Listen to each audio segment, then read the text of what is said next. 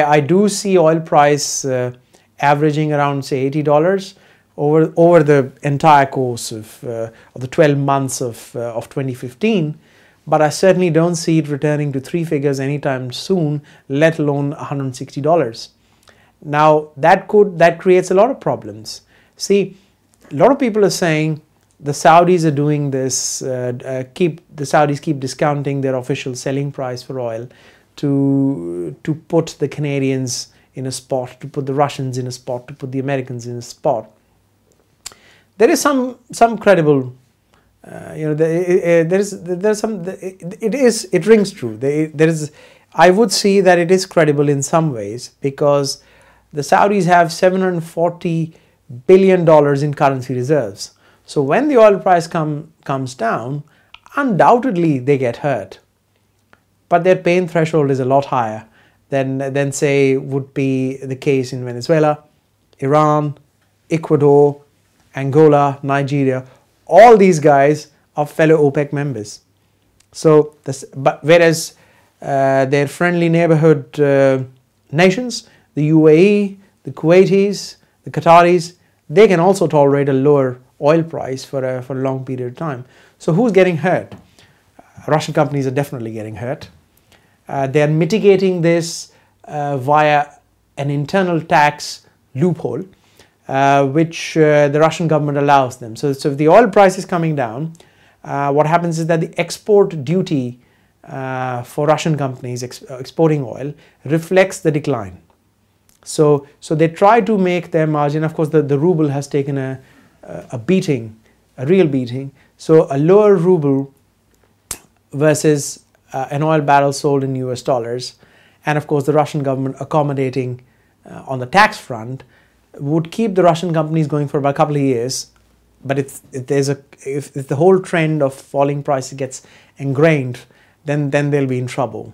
Now, switching tack to the United States, the oil majors, as you were saying, they'll tolerate it. The Exxon Mobils, the Chevrons, they'll handle it. But the shale revolution was, as you discussed earlier on in our conversation, was down to some really creative thinking by US wildcatters, these independent upstarts who came up with novel methods of fracking and making the extraction profitable, or how shall I say, commercially viable. These guys, according to my calculations and according to the anecdotal evidence I have and according to the empirical evidence I have, they need a price of about $60. Below $60, what will happen is that some of them have taken some risks. So some of them are leveraged, heavily leveraged for that matter. What that happens is that if the oil price keeps falling for bulk of 2015, or it gets stuck, say around $50 or thereabouts, I don't see that happening, by the way. But if it does, then what will happen is that these guys will either be vulnerable to takeover, or they could go bust. So that's how serious the situation is. Now, are the Saudis aware of that? I would suspect that they are. But having said that, just because if the oil price is falling, the Saudis get hurt too. It's interesting to hear that, and how much pain does a country like Russia take? Venezuela can't do much about it, but Iran, Russia, what do they do before they say enough? I'll draw an interesting analogy for you. We were talking about a buyer's market. Now, and I think the spread betting community should love this analogy. Tesco aren't friends with Sainsbury's, are they? And Sainsbury's aren't friends with Morrison's. Now, earlier in our conversation, we said this is a buyer's market. So it is a buyer's market, and what is unfolding at the moment with the Russians producing more than they ought to have, the Saudis discounting not once but they've discounted the official selling price twice in a short space of 3 months.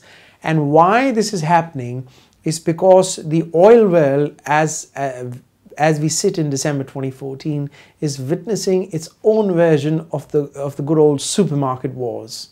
This is a tussle where nobody wants to lose market share. Now, loyalty matters. The Saudis have their own export markets. The Russians have their own export markets. US doesn't export, but is not importing as much.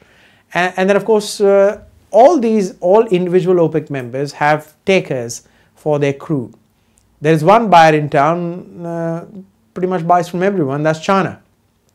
So in such a setting, everybody is a little bit nervy. Now, the Saudi pain threshold is pretty high.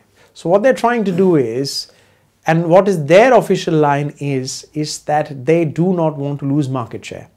They say this is not about Russia, this is not about America, this is not about Canada, this is not about any of these guys, this is just about us not wanting a return to the 1980s. Now, internationally, maybe people might not buy it, but this is a very persuasive case. It's just them saying, look guys, we want to keep our market share. Whatever else happens elsewhere is quite frankly not our problem. And that sort of sums up the sort of supermarket wars equivalent of what the oil and gas world is witnessing. And may I add, we will continue to see this in 2015. So, very much into 2015. We're probably looking at the midway point of 2015 before there is a little bit of easing up. The only one cautionary note I'll add is that if the oil price sort of tanks to $40 come January or Feb, then I'm 101% sure OPEC will meet again. Right now they've said on the 27th of November we will not meet until June 2015. But if it really tanks to about $40, then we will see an OPEC meeting fairly soon. Should that happen? China broker some peace. Indeed. It's you see the Saudis will tolerate it, but how much can they also tolerate? It often sort of bottles down to that as well.